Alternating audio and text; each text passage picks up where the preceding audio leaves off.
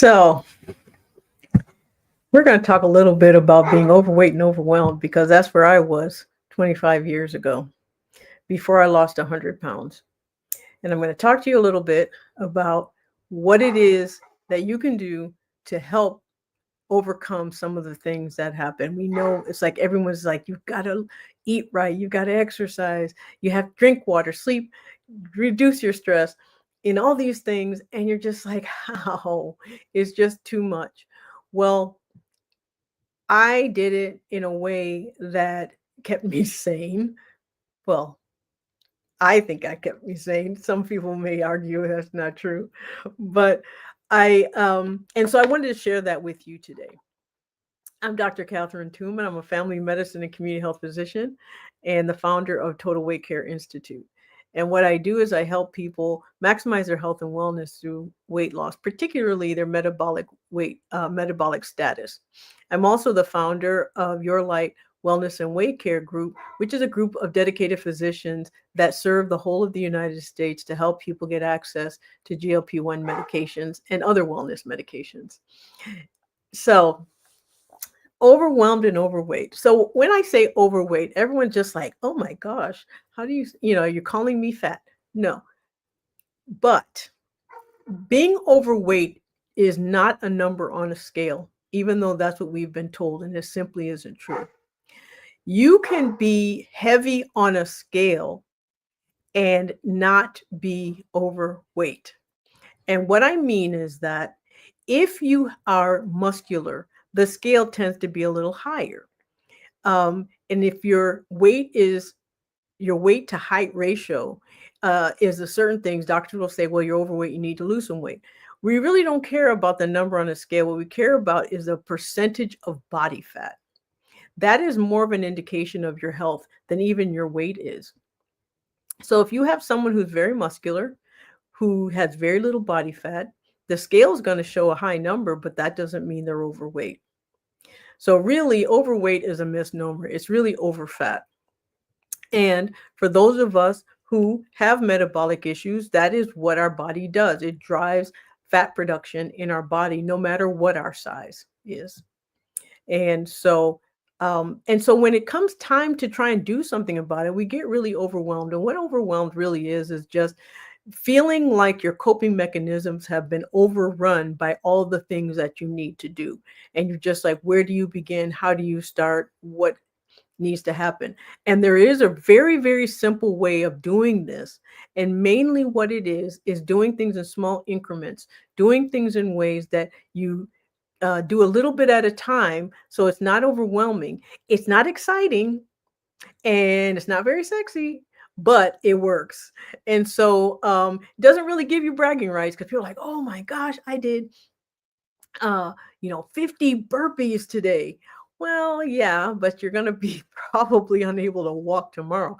So those aren't the things I'm talking about. What I'm talking about are small little steps that you can take in order to not get overwhelmed. And there is a real trick to it.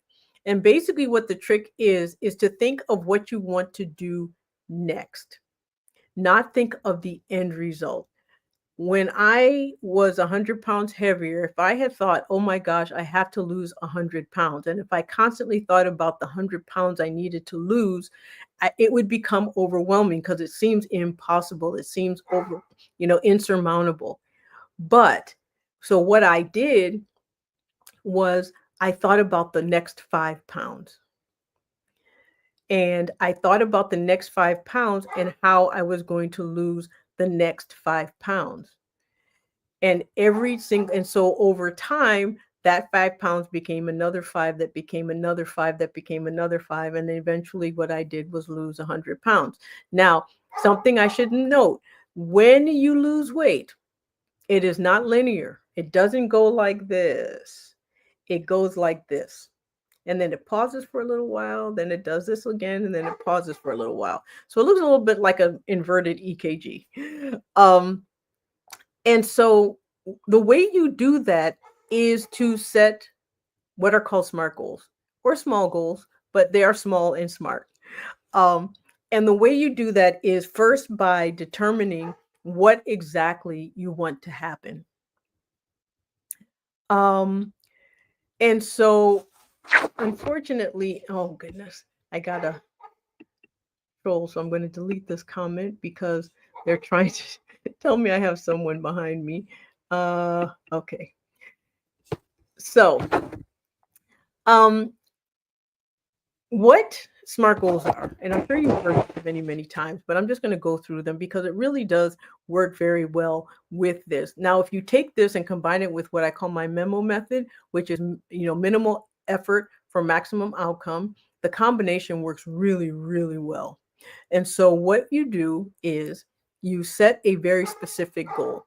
So it's not, I want to lose weight. That's a general rule, a general goal. A specific goal is I want to lose 5 pounds. That's very specific. The next thing is that you want to make sure it's measurable. Well, 5 pounds is definitely measurable. However, one of the things we want to do is lose it in fat, not in muscle. So getting a body composition scale can be very helpful. And there's all different types, and you can find them on Amazon and other places online. And it's actually a good investment to make. Some are as low as $20, and they're still very good and very accurate. So getting a body composition scale helps. So measuring your you want to make sure it's specific and you want to make sure it's measurable. And really, what you want to lose is 5 pounds of fat, not just 5 pounds in general, because you can lose 5 pounds of muscle, and that's not good. So, you want to lose 5 pounds of fat, and you want it to be measurable, and you want it to be attainable. And 5 pounds of fat is really attainable. Losing that is actually quite attainable. And so, it's always good to have a goal that makes sense, that's realistic, or even relevant. It has to have a purpose. And usually the purpose is to get healthy. At least, for some of us, is to get healthy and to look cute. I mean, let's just be honest.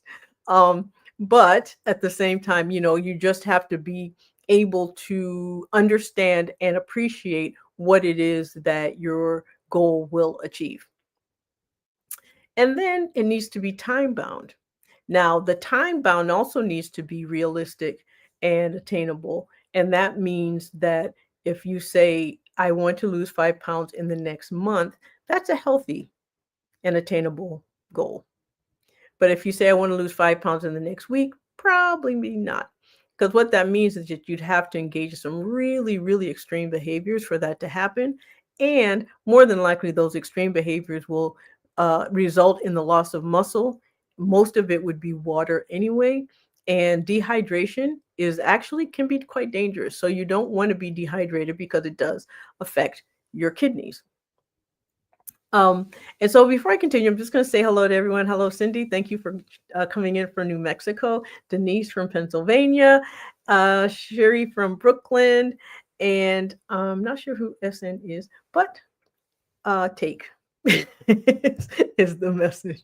So, so when you talk about being overwhelmed, like I said, it's what happens when what needs to happen and what we think needs to happen overrides what we think are our coping mechanisms. And so by breaking things down into small increments, making them more achievable, more realistic, more comfortable, instead of looking at the end result, like the overall things you have to do, instead think, I want to eat healthier.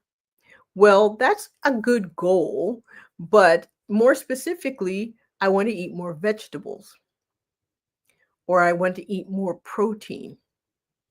I want to eat, and then it needs to be very specific. I want to eat 1 to 2 servings of vegetables a day, or I want to eat 100 grams of protein a day. That is a very specific goal. And you can measure that goal, because you can measure the number of vegetables you eat. You can measure the amount of protein that you eat. And it is attainable. And it doesn't have to be perfect. Remember, now progress over perfection. So even if you're doing better than the day before, that's still very, very good. And it is realistic. It's realistic to then eat your enough protein or vegetables that you want to attain every day. But And then you want to say by a certain time. So if you say, I have to do it by tomorrow, that's putting pressure on yourself, and that is definitely leads to more overwhelm. But if you set it, say, in weeks or 2 weeks or 1 month increments that are very realistic, and you're like, I just want to eat 2 vegetables every single day for a month for 30 days, that's a realistic and a realistic, attainable, and relevant and time bound goal. I want to eat 100 grams of protein every day. By the end of the month, I want to be eating 100 grams of protein every day. That is very specific. It is measurable. It is attainable. It's realistic, and it's time bound. If you apply that to all your steps and make sure those steps are small enough so that they don't seem too big and too overwhelming, and if you do one at a time without trying to do everything at once, if you try to do everything at once and one thing falls, they all tend to fall. So pick one, pick a week, pick 2 weeks, stick to one goal. And once that goal becomes easy, once that goal feels like second nature, once that goal feels like something that you can probably do every single day and add something else to, then add something else. And then add something again when that goal becomes comfortable. And then add a next thing when that goal becomes comfortable. And you can increase based on, this is the hack that I did. You have one of two choices.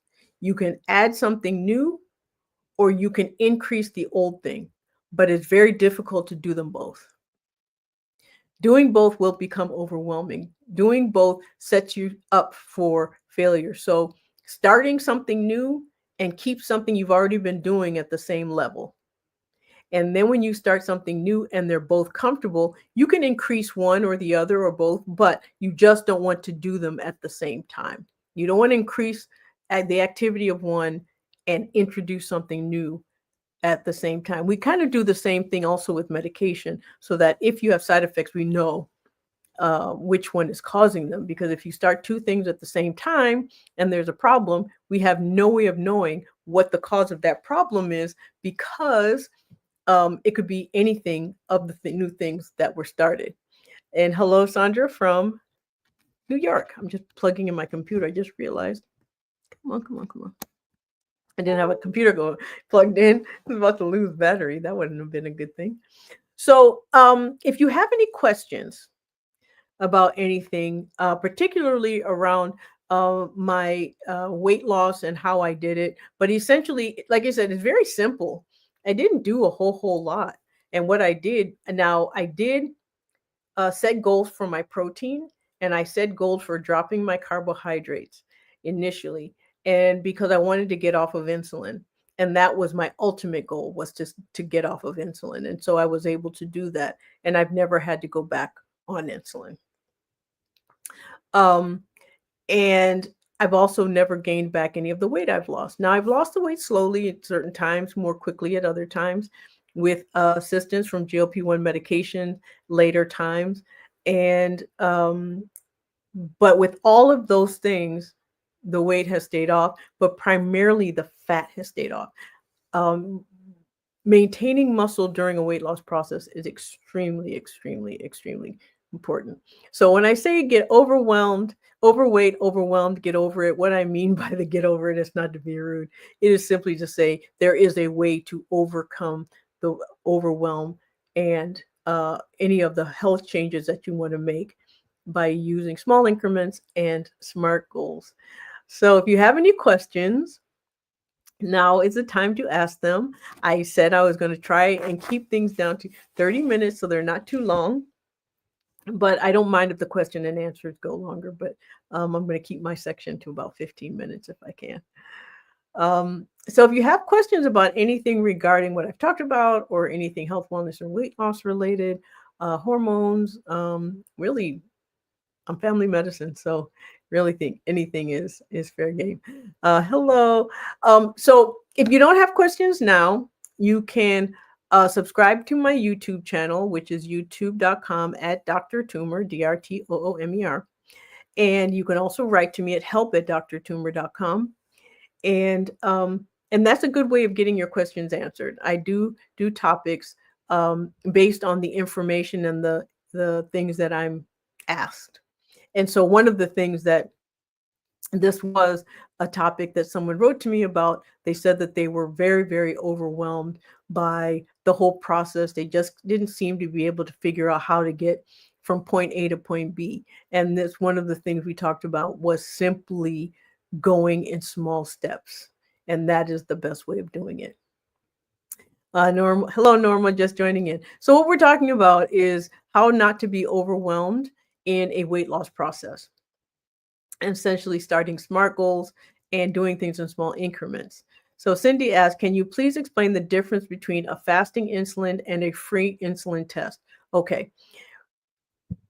Fasting insulin just simply means that you have not eaten for at least 8 hours before the insulin was drawn, the blood was drawn. Free insulin is what is actually being tested. So one is the actual test, one is the timing of the test. So that's what that means. Some people talk about low-calorie diet versus eating complex carbs. Now, one of the things that happens if you drop your calories way too low is your brain thinks you're starving. Our brain is designed to keep us alive. It is to recognize patterns that might actually cause us death and tries to stop it. Starvation is one of those things. So if you drop your calories too low, your brain thinks you're starving. It slows down your metabolism and it really will make you ravenous in terms of eating because it's trying to get those calories back. The way to trick the brain into knowing that it's been eating, but it's not going to take what you've eaten and turn it into fat is if you drop the carbohydrates, the simple carbs like sugar, flour, and white potatoes, that type of thing. Anyway, the colorful foods are better. And when you drop your carbohydrates in relationship to your protein, it doesn't matter what the calorie content is, as long as it's the macronutrient content that matters more. So you can drop your carbohydrates, your simple carbohydrates, because complex carbohydrates are actually usually in the form of fiber, and your body needs that. And so you can do the only time dropping calories is necessary is if you're an overeater, which most of us who've been overweight know that we're not. So you don't want to go too low. And basically what that means is you don't want to go below what your daily necessary calories should be to maintain your height, your ideal height and weight. I mean, your ideal weight, your height is your height. You can't really do much about that. But in terms of your weight. So for example, I am, and you want to do it also in increments, because if you're eating too much for your height and you drop suddenly, your brain's going to think you're starving. So you want to come down slowly. But really, it's not about the calories, it's about the content. So if you eat, 1,000 calories of protein, your body reacts very, very differently to it than if it eats 1,000 calories of simple carbohydrates. So 1,000 calories of French fries will more than likely get turned into fat in your body. 1,000 calories of protein will get turned into muscle. It becomes the building blocks for muscle. So totally, it's not about the calories, it's about the content. Sherry said no questions right now. That's all right. If you think of something later, you can always write. I love carbs though. Yeah, we all do, especially those of us who have metabolic issues. It is actually a biochemical drive to eat carbohydrates when we have insulin resistance. And insulin resistance is sort of like pre-diabetes. And then basically what happens is that we are predisposed to metabolic issues because of our genetics. The problem that happens is that during the time before we become diabetic, our body is already dysregulated and it takes most carbs that we eat and tries to turn it into fat. One of the mistakes we made is we thought, oh, obesity causes diabetes. You've heard that a lot. Problem is that it's the diabetes or the glucose dysregulation, which is what diabetes is what causes the obesity. Because you're gaining weight for years and years and years because your body is not metabolizing carbohydrates properly. And instead of making fuel, it's making fat. And that starts way before the diabetes shows up. Norma said, I appreciate your recent chat on tiredness. I gleaned a lot from it as I hadn't thought of a few of the points. A very timely video for me. Thank you. Well, thank you for watching. And if you have any questions, just put your questions below the video and I'll get back to you and get back to them. So yeah, if you love carbs, there may be a reason. And that reason may be because you have insulin resistance. If you don't already have a diagnosis of prediabetes or diabetes, then craving carbs is an indication of glucose dysregulation.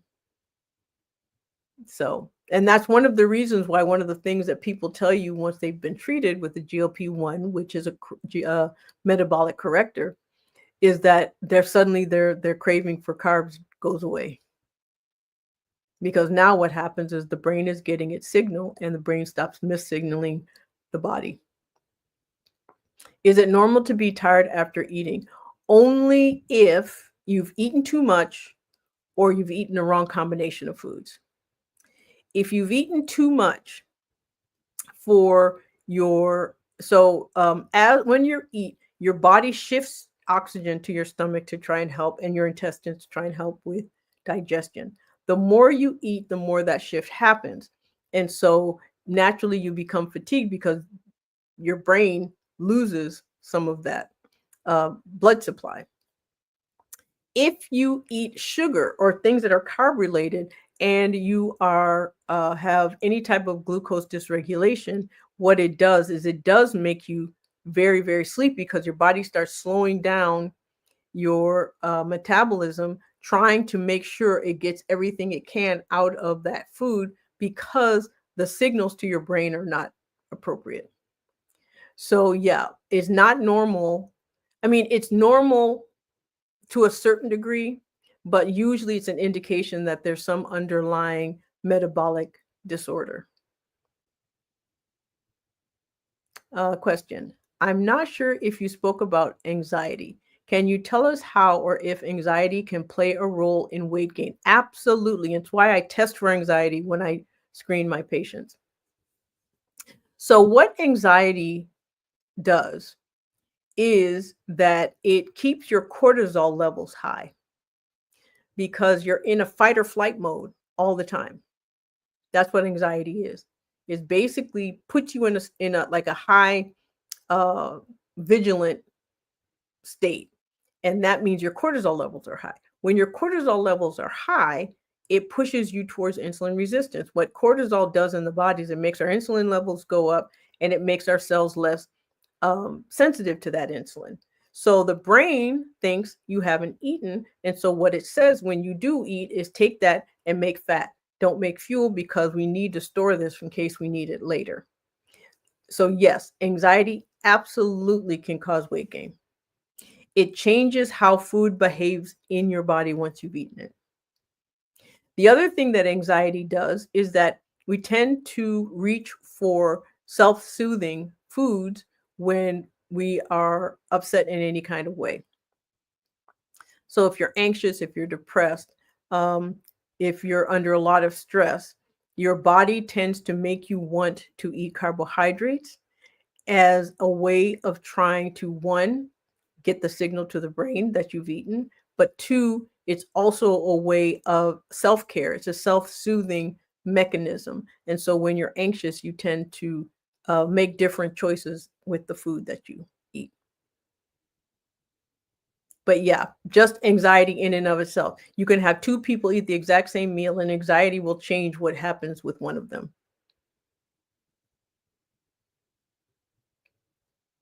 Any other questions? Well, if there are no more questions, or if you think of anything later, you can write to me at help@drtoomer.com, or you can go to my YouTube channel, subscribe, and there's over 200 videos of all different things about health, wellness, and weight care. And you can put your questions in below. Anyone who's written to me can tell you I always respond, and I get the notifications, and I do respond. So absolutely, you can find me there. So thank you for joining me on my Dr. Toomer Talks show on Tuesday, and you'll see you again next Tuesday at 6 p.m. right here live. Good night.